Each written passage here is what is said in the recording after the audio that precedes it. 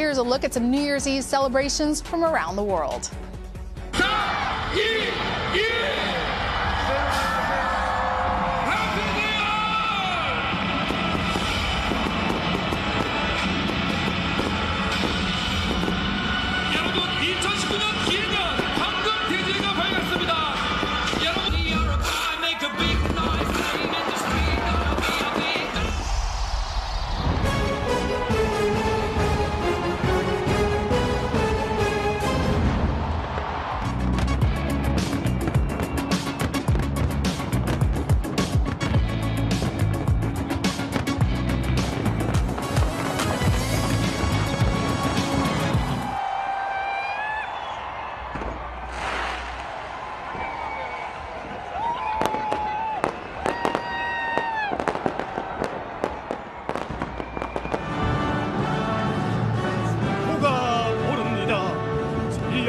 소리가 울리는 동양의 하늘가에 새해 2019년 동축의 축포가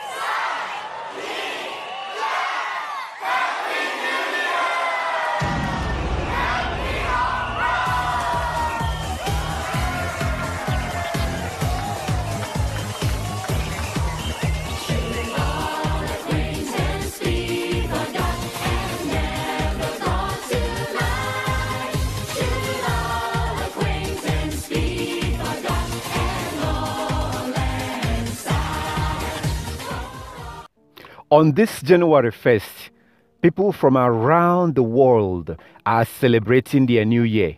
But January 1st is not the new year. January 1st is not the new year.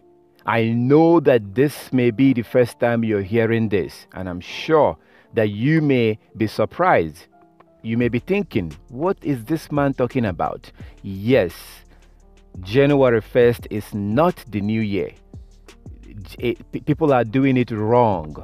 January 1st is not the new year, and I would like you to please take a look at this before I go on to give you more evidence that shows that January 1st is not the new year. Take a look at this. So why do we celebrate January 1st as the new year? Why are half of our months named after numbers and the other after Roman religious practices and leaders? Have we always counted days, weeks, months, and years like this? What's with that Mayan calendar thing?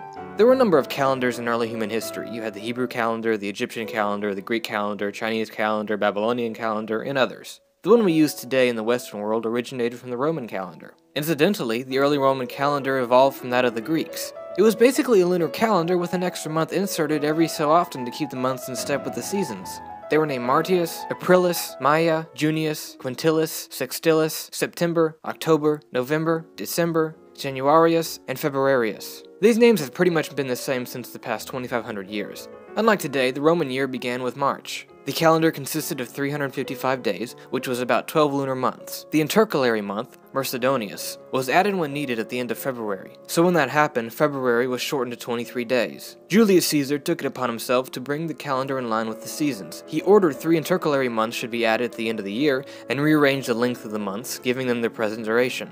He eventually rejected the lunar month entirely and adopted the solar year, which had an average length of 365.25 days. The 4-year leap year cycle was added to resolve the 25th of a day. The reforms took place on January 1, 45 BCE. This changed the beginning of the year from March 1st to January 1st as we know it today. The calendar was called the Julian calendar for obvious reasons. The 7-day week was followed by Judaism and Islam. The week was set around a day of rest and religious practices. Romans didn't have a day of rest, so their 8-day week cycled around market days. Eventually, astrologers assigned a planet to rule each of the 24 hours of the day in a continual sequence. This led to the Roman 7-day cycle. Saturn, the Sun, Moon, Mars, Mercury, Jupiter, and Venus became Saturday, Sunday, Monday, Tuesday, Wednesday, Thursday, and Friday. The names of the first 6 months are partially derived through the fact that certain Roman gods had feast days or times centered around them. For example, Janus was the god of beginning, so January was used for the name of the first month of the year. The month of March was the time that soldiers would begin war, so it was named after the god of war, Mars. The other 2 months were named after Roman leaders, and the rest of the months were just named after the number of the month that they were. October, 8th month, November, 9th month.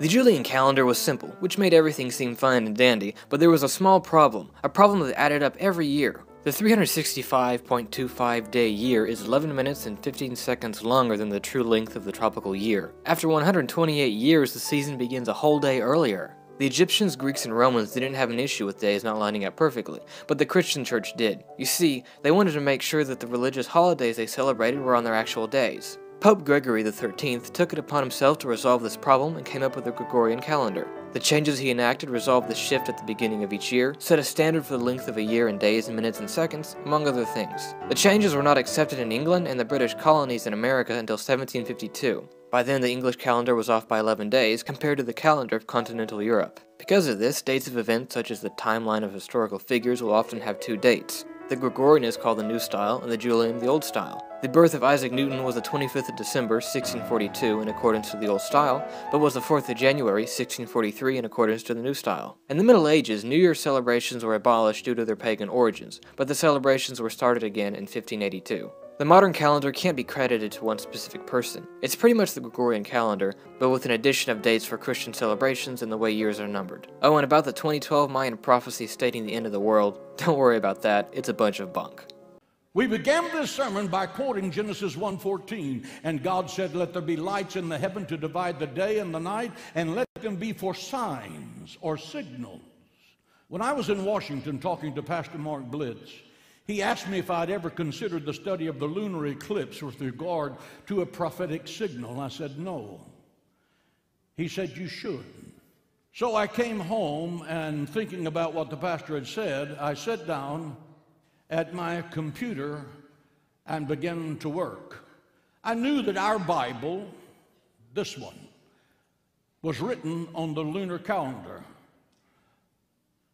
Our calendar, the Western civilization calendar, is the Gregorian calendar from Pope Gregory of Rome. That means it's pagan in origin. It's not God's calendar. Our calendar and the calendar of this book do not match. Sun God is for Sunday. Moon God is for Monday. That's a sermon for another time. Believe me, much of what Christianity salutes is pagan to its roots. The thought registered in my brain that maybe the heavens are God's billboard and He's sending us a signal, but we're not getting it, so I began to look up. So as you can see, that the calendar that the world is using right now is based on man-made calendar. The calendar that the whole world, the Gregorian calendar that the whole world is using right now is a man-made calendar. It was actually not the calendar that Christ was using. It was not the calendar that was used 2,000 years ago. It was not.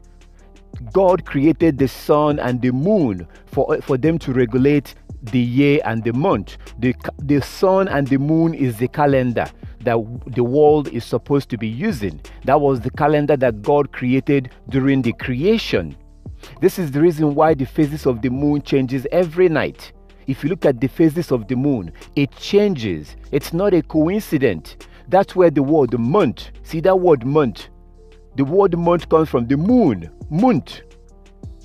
It comes from the month. This is the reason why you see the Chinese New Year is not in January. I'm not sure if you know this, but I would really love you to look into it. If you go online, you can use your phone and go online and Google, go online and look. If you look online, use your phone and go online and type in Chinese New Year. Chinese New Year is not in January 1st. Their New Year is not January 1st. So you look at the Islamic calendar, it's based on the moon. The Islamic calendar, the Arab calendar is based on the moon. The Chinese calendar is based on the moon. Even Russia, it was not too long ago that Russia was one of the last countries to switch from the lunar calendar to the man-made calendar. So January 1st is not the New Year. New Year is usually in March. The biblical New Year, the lunar month, because the Most High God created the sun and the moon for them to be our calendar. That is the reason why every day the sun comes up. When the sun comes up, that is morning. When the sun is all the way in the sky, that's midday. When the sun is all the way in the west, that's evening. And then the same thing, the moon does the same thing. The phases of the moon changes every night. So the first crescent of the moon when the new moon comes out, that very first tiny crescent, that is the beginning of the month. The new moon begins the month, the new moon day. Even in the Bible, if you look at Colossians chapter 2 verse 16, Colossians chapter 2 verse 16, you will see that Paul, the apostle, was encouraging the early followers of Christ to make sure that nobody condemns them for observing the new moon day, for observing the feast days and the Sabbath days. So the God's calendar is the moon. That's where the word month came from. And January 1st is a satanic new year. January 1st is satanic new year. January 1st has nothing to do with the beginning of the year. And this is something that you really need to know. You need to know this. You need to keep in mind, because in the future, according to the scriptures, according to the Bible, according to the scriptures, in the future, according to Isaiah chapter 66 verse 22 and 23, Isaiah 66, 22 and 23, it says that from one new moon to the next and one Sabbath to the next, all flesh will come and worship before me. From one new moon to the next and one Sabbath to the next. So eventually, when Christ comes back in the kingdom of Christ, we will go back and use the sun and the moon. So January 1st has nothing to do with the beginning of the year. January 1st is a satanic, it's the beginning of a man-made calendar. It's the beginning of a Gregorian calendar, which was made by Pope Gregory. Pope Gregory. That's why the calendar that the world is using today, the same calendar on our phones, the same calendar on our wall, that calendar is called Gregorian calendar. So God's New Year typically begins in March. God's New Year is connected to nature. It's connected to nature.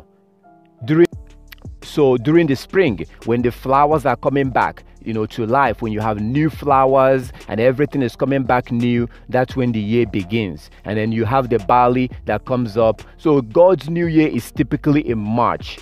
And for this upcoming New Year, it will be approximately around March 6th or March 7th. But because we go by the phases of the moon, right now, as I'm talking to you right now, this is the 10th biblical month. This is the 10th biblical month. So in about 2 months or so, we will go into the new year. And God's New Year is typically in March. Usually in March, either in the beginning of the March or ending of March. The very first new moon, the very first crescent of the moon, the first silver of the moon that comes out, that's the beginning of God's New Year.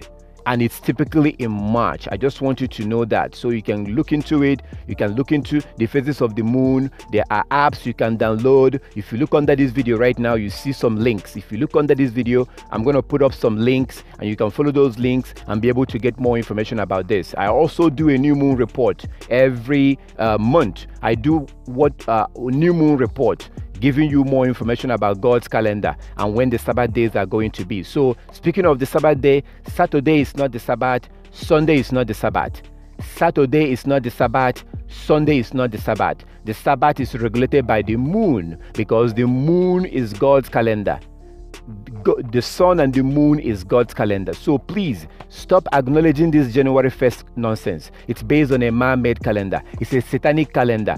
God's year begins in March. Typically in March, the very first new moon in March, like the very first new moon, it's typically in March, and it's connected to nature. I have other videos that will give you more information about that. If you look under this video, you will see a link that will give you more information on how to determine God's New Year. But it's connected to nature. It's very natural. But what you need to know right now is that the moon regulates the month. That's where the word month comes from the moon. That's the reason why the phases of the moon changes every night. So January 1st is not the new year.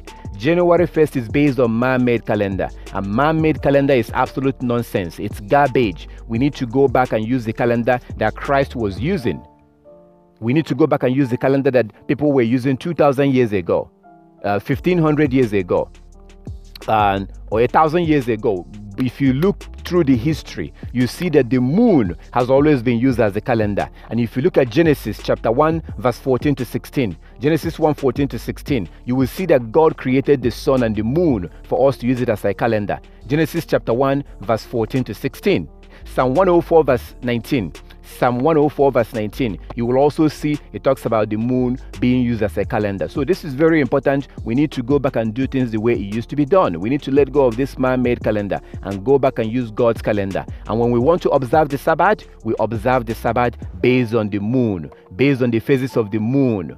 The new moon begins the month. The very first crescent of the moon that comes out is the beginning of the month. 7 days after that, you celebrate your Sabbath, and the moon will be 50% full. 7 days after that, you celebrate another Sabbath. You work for 6 days, and then you celebrate another Sabbath, and the moon will be 100% full. It's not a coincidence. And then you work for 6 days again. 7 days after that, you celebrate another Sabbath. So there are 4 Sabbaths in a month, and we have to keep the Sabbath, and we have to use the moon, just like Christ and the apostles used the moon to observe the Sabbath. So January 1st is not the new moon, it's not the new year. January 1st is not the new year. You need to look into this. I really wish that you can look into this more and get more information about this. Thank you very much for watching, and go ahead and download the Coming Kingdom app. I have a lot of information in the Coming Kingdom app. If you need more information, you can download the Coming Kingdom app, and you can also contact me from that Coming Kingdom app. Thank you very much, and look under this video. You'll be able to see links that will take you to other video, and also link to download the Coming Kingdom app on your phone. Thank you.